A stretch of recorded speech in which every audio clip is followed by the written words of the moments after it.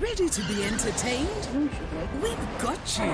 GOTV's got more shows just for you. That's right. More movies? Yes. Jackpot. More kids shows? Of course. And more football than anywhere else. No doubt about it. Yes, we've got more. And we've got you. Pay for your current GOTV package and we'll upgrade you to the next highest package. Get more with GOTV. At home or on the go with GOTV Stream. GOTV. Love it.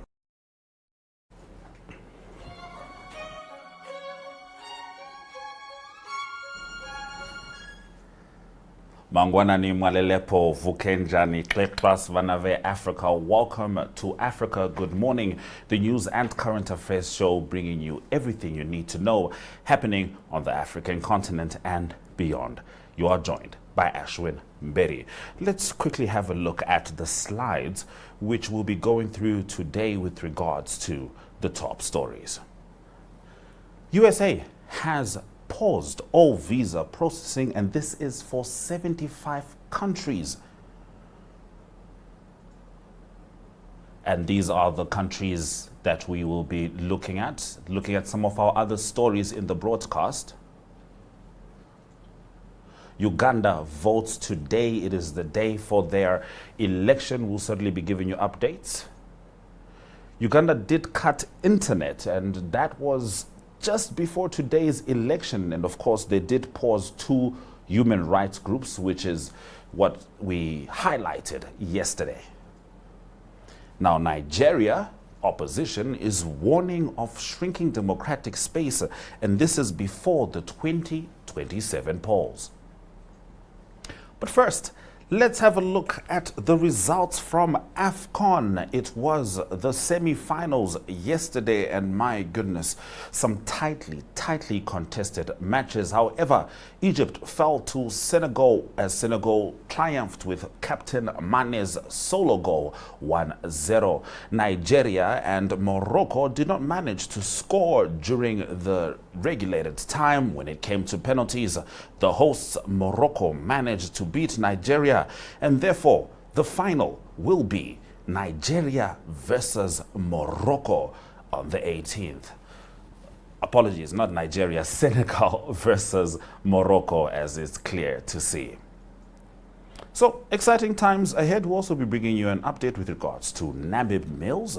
That's an unfolding story in Namibia. My name is Ashwin Mberi. This is Africa. Good morning. Top stories shortly. Life is unpredictable, and one needs to be protected against any eventuality. Get Santam legal access from as little as $50 Namibian a month for when you find yourself in need of legal representation due to civil cases, criminal prosecution, and family matters such as divorce, child maintenance, and custody. It also covers labor disputes, disciplinary hearings, and unfair dismissal or retrenchment.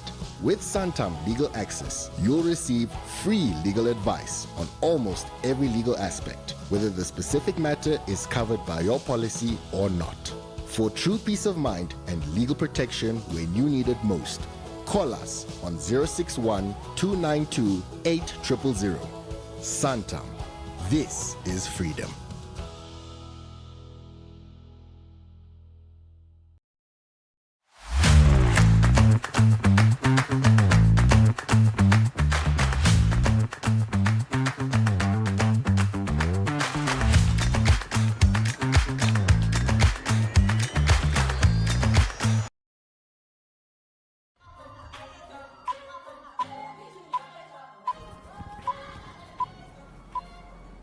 All right, first, some breaking news. As of last night, the United States has decided to pause the processing of visas from 75 countries. Let's read the statement from the State Department.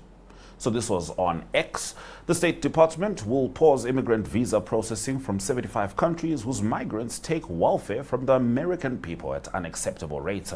The freeze will remain active until the U.S. can ensure that new immigrants will not extract wealth from the American people. This is according to the U.S. State Department. These are the countries. I'll read some of them. particularly focusing, let's focus on the African ones there. We've got Algeria, we've got Nigeria, we've got Cote d'Ivoire, Democratic Republic of Congo, Egypt, Eritrea, Ethiopia, Ghana, Gambia, Uganda, Tanzania, just to name a few, including Rwanda as well. What was interesting to see was that South Africa wasn't there, but also naturally because white nationals have been given the opportunity to apply to go to America, so they wouldn't interrupt that. Namibia, not on the list. Zimbabwe and Zambia, not on the list. However, earlier in the year, the United States Embassy in Namibia had announced a bond system with regards to visa processing, so perhaps that's what buffered Namibia from those effects. Well, from this current pause in processing. But let's get into the biggest news in Africa. Uganda votes today. Uganda's election campaign has been dominated by young people, whether wearing the ruling party's yellow or the opposition's red, filling rallies, singing party songs and recording events on their phones. Their passion reflects a country with a median age of 17 where politics is driven largely by youth energy. Supporters of opposition leader Bobi Wine describe him as a vehicle for change and development, while backers of President Yoweri Museveni argue continuity has preserved stability. The presidential vote is a repeat of the 2021 contest pitting the 81-year-old leader against 43-year-old Bobi Wine. Now, Museveni's national resistance movement campaigns on protecting the gains, quote-unquote, stressing stability, while Wine's national unity platform urges a protest vote focused on urgency and generational change. However, there was a very harrowing update with regards to access to information in Uganda just before the election. Uganda cut the internet. Yes, Ugandan authorities shut down internet access and restricted mobile services nationwide 2 days before the presidential election, in which Yoweri Museveni is seeking a 7th term. The Uganda Communications Commission instructed service providers to disable public internet connections from Tuesday evening, citing the need to curb misinformation, disinformation, and electoral risks. Security forces have detained hundreds of opposition supporters during the campaign period and used live ammunition and tear gas at events backing Museveni's main challenger, Bobi Wine. The government also ordered the National Bureau of NGOs accused the groups of engaging in activities prejudicial to national security, a claim their leaders dispute. The United Nations Human Rights Office says the election is unfolding in an atmosphere marked by repression and intimidation, citing reports of arbitrary arrests, abductions, and the use of force against peaceful rallies. Do make sure you follow Africa Good Morning on Facebook, as we'll be giving you updates from the Ugandan election. There has been violence in previous Ugandan elections. We certainly hope that is not the case today, and we hope that Ugandans can exercise their right to vote and their democracy in a safe and peaceful manner, and may the people's will be respected. All the best. Now, staying in politics, we now move over to Nigeria, where Nigeria's opposition has accused President Bola Tinubu's administration of intensifying a crackdown on dissent as the country moves towards the 2027 election.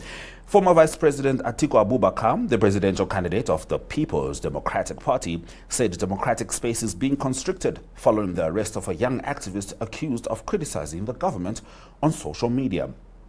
Amnesty International has highlighted the detention as part of a broader pattern targeting critical voices. Atiku described the incident as evidence of a repressive posture, alleging that journalists, students, entertainers, and ordinary citizens have been arrested by security agencies for speaking against the president or his family. And we close in Tunisia, where a Tunisian appeal court frees journalists, and this is after a sentence reduction. A Tunisian appeal court has ordered the release of journalist Chatha Belhaj Mubarak after reducing her prison sentence in a high-profile conspiracy case. Jailed since 2023, Belhaj Mubarak had been sentenced to 5 years, but the term was cut to 2, making her eligible for immediate release. According to her family, her brother confirmed confirmed she was leaving prison following the ruling. He said her health had deteriorated severely during detention, citing serious complications, including significant hearing loss and cancer diagnosis while in custody. Those have been our top stories on Africa Good Morning. Shortly, we'll be joined by Arrie Hougaard as he delivers the South Africa report. But first, let's have a look at the weather.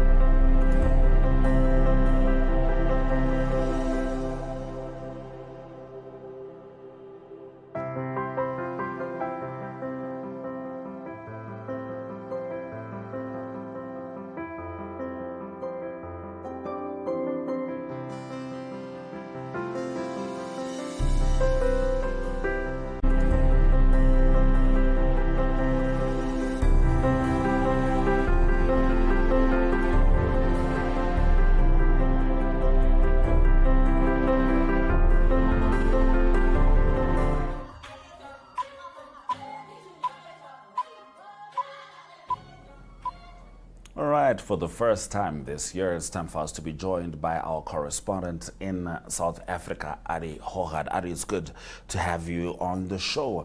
In your current affairs news, the Western Cape local government has asked provincial government to give the Southern Cape region a disaster classification, and this is because of a water shortage. And meanwhile, South African universities currently do not have the capacity to accommodate high volumes of scholars who are seeking to enroll for post-matric studies. And currently in South Africa, lots happening already. In 2026, the year started fast, and it is in some areas there's challenges with floods, and some areas there's challenges with too little water and also veld fires. But let's start with that. It is the Western Cape that experienced drought in certain areas in the Southern Cape and also veld fires. And it is the MEC of the Western Cape. It is Anton Bredell. He asked for provincial cabinet. He's asking for disaster classification for that area. That is because there's a big challenge in the Southern Cape with water availability, and that is in the areas of George and Knysna and a few other towns as well. The problem there is that the Akkerkloof Dam is only 15% full, so that is a big challenge at the moment for the region, and that just allows them about 10 days of water supply. So the region is making some plans, and the plans is built around boreholes. So there's 10 new boreholes that is being made, and there's also 7 refurbished ones, and so it won't apply to all the supply, all the water needs. So there's also funds needed for that. That's where the disaster classification is needed that Mr. Anton Bredell is asking for. That means that funds can be moved around from certain divisions, and more access to funds and more access to bring in water to that area. So it is a winter rainfall area, so it is a difficult time for that region. There's not rain expected in February, March, April, so it's a long time for them to survive with water supply being so low. In the Western Cape, there's also been lots of veld fires, and so that is a big problem. And the veld fires is in many regions in the Western Cape. It's the Western Cape, also the Oeverberg, and also the Southern Cape. And the budget for that is 17 million South African rand, but that's been depleted as well. So it's very expensive, specifically when helicopters and also fixed wing aircrafts are needed to help fight the veld fires. So there's about 100,000 hectares of land that was burnt in the last few weeks, and 500 firefighters that was included to help in that process. So hopefully there will be funds available also to help for the veld fires that's still going on in that area. Different challenges in the northern part of South Africa, and there were too much rain, and that is in the northern part of South Africa, in the far north Limpopo area. The Kruger National Park specifically, well known for all the animals that they have there. There's lots of flooding there with rivers and low-lying areas, and some of the camps also, some areas had to be evacuated. So at the moment, it is the caution is for visitors in that area not to go onto roads that's been closed, and there's been rain for mostly for the past few days, at some places 85 millimeters daily. So it's a lot of rain. And then also the Letaba River is in flood. The Letaba River flows into the Sanin Dam, and the Sanin Dam is 104% full at the moment. So lots of water in that area at the moment. That is the northern parts of South Africa. Staying with current news, and it is the class of 2025, that is the matric class. They finished their schooling and the results have been issued. A good result, a passing rate of 88% nationally for all the students. But there's also a challenge for students that want to go to university. There's 345,000 students that qualified for university. But the problem is that there's not enough space and place for universities to accept first year students.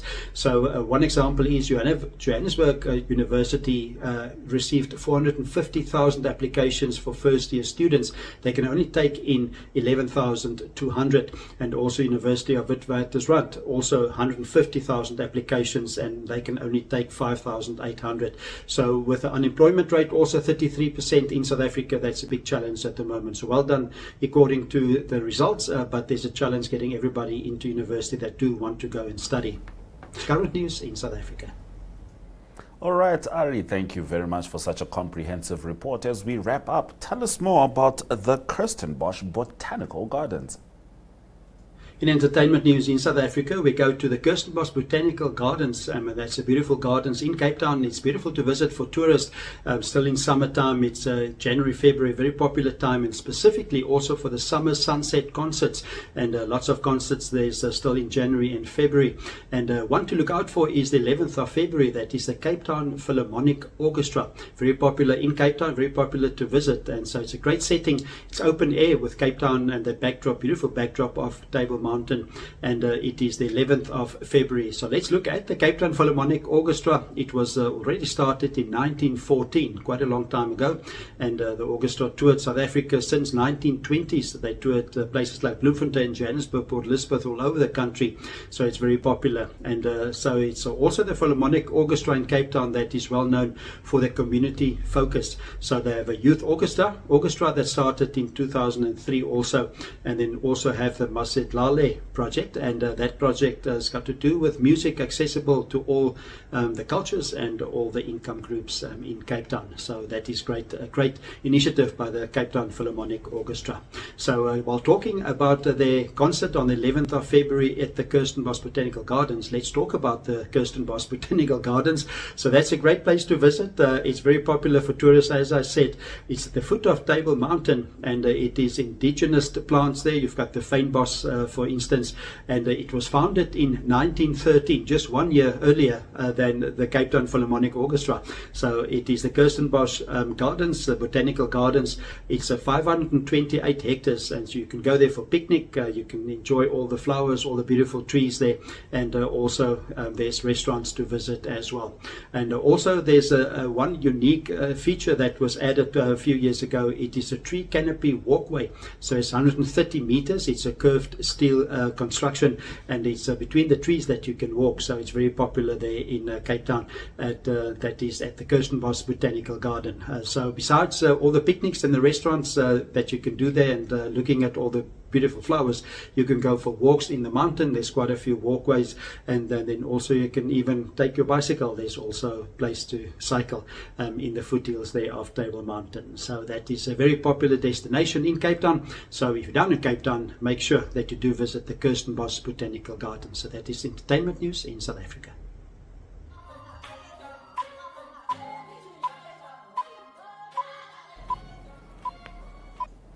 Now, in a developing story, Namib Mills General Manager St. Ackerman has dismissed what he describes as misinformation surrounding the lockout at the company's Windhoek head offices on Monday, the 12th of January. He spoke to Augeto Greg of Network Media Hub.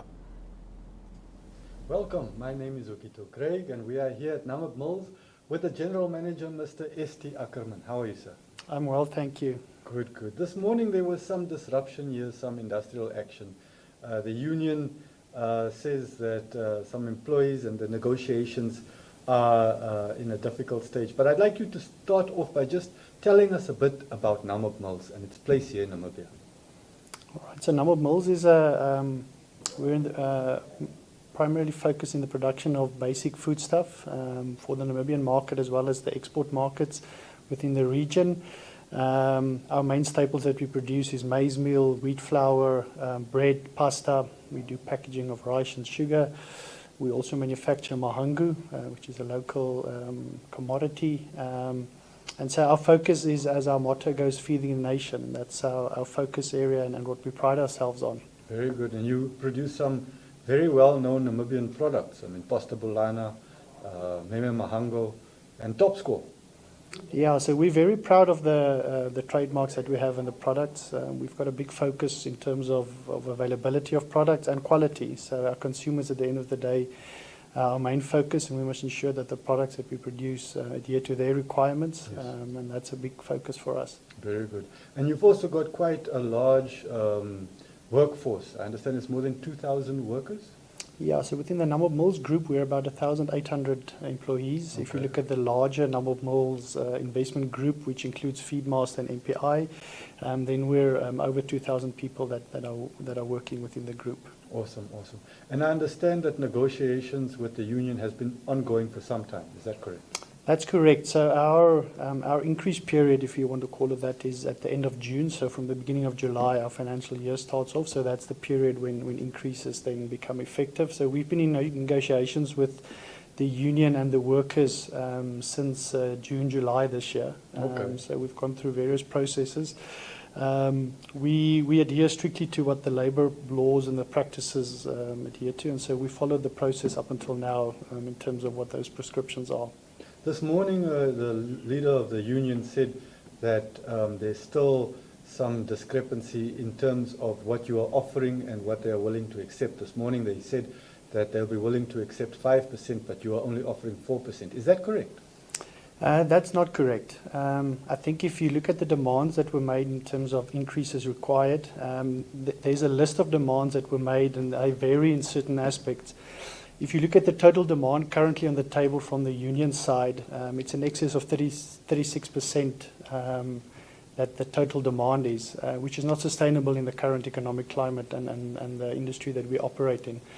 So if we look at the totality of the offer that we currently have on the table, if you take the bargaining unit as a whole and you look at the various increases at various parts of the business, we're looking at a 10% increase across the board for individuals, which is almost 3 times what the current inflation rate in Namibia is. The lowest increases that there will be in the bargaining unit will be 5%, but there are individuals that will receive 35 to 40% increases based on the various criteria that we've put an offer on the table. Wow, that sounds good. And I understand there's also a need for some salary alignments. So that was part of the negotiation, a point that was raised. So we, as part of our offer to the employees, we've provided a proposal on the table where we do salary alignment. So that's part of the proposal that we have on the table, and that's typically where you will find that there's large increases with certain individuals as a result of that. So we've committed to a salary alignment process in terms of the offer that's on the table. Okay, but the union says that you're doing those alignments unilaterally. They want to be involved. Do you think that's fair? Yeah, so we've provided an offer on the table. We haven't received any feedback from them regarding the offer that we have on the table. So the offer that's been placed on the table is aligned with the request that they've made in terms of how the criteria would look for an alignment process. Oh. And so that's what we've put on the table. So in that way, they have actually participated. In the Yes. alignment process. Okay. Tell us about the other demand. They say that the representative on the pension fund, they want to be involved in picking that representative. So the group's pension fund is made up of representatives that is appointed by the employer, and there's representatives that are appointed by employees. So we've gone through an election process in terms of the rules of the pension fund. So the current composition of the pension fund is representatives from the employer side as well as representatives from the employee side, which includes Namib Mills representatives. So the statement that the current pension fund trustee composition does not include Namib Mills employee representatives is not correct, because that is currently there is representatives on the trustee of the pension fund that has been elected by the employees of Namib Mills. I see, I see. If this industrial action continues, how long will it take before it starts affecting availability of these staple products like top score and pasta polana, for instance? So, first of all, I think we hope that we can resolve this issue amicably within a short period of time. But our main focus now is to ensure that we can produce and supply products to our customers and loyal consumers. So that's a big focus areas from our management team side now currently, is to ensure that our energy goes into ensuring that we produce and that we can deliver to our customers and consumers at the end of the day. So we do expect that there might be some disruptions within the supply chain and so in certain aspects because of the industrial action that's currently going on and the disruptions that it in effect has. But our focus is to ensure that we can supply over the coming days to ensure that we don't have major disruptions. Mr. Ackerman, there was also talk about misinformation. How has that affected the whole process of the negotiation? I think it's played a big role up until the point where we are at now. At the end of the day, we respect the rights of our employees. We want to ensure that they've got fair wages, and that's a big point of departure for us. At the end of the day, with the parties involved here being the employer, the employees and the union, a big part or important part of the process is transparency and honesty. And I think that has been lacking in certain aspects of the process in terms of the information that has been communicated by the union to employees. From the company side, we've driven a process to ensure that we communicate what we've discussed, what has been negotiated, that the information is transparent and provided to employees for them to be able to make an informed decision. Because at the end of the day, their decision must be based on the correct information that's available at every given time. And I think there has been some misinformation as a result of that, and we'll reserve our right as well to take action against the union in those cases where we think that the employees have been misinformed or have not been able to receive the correct information throughout the process. Thank you very much, and we hope that this dispute is settled as soon as possible. We hope so. Well, thank you very much. Thank you very much.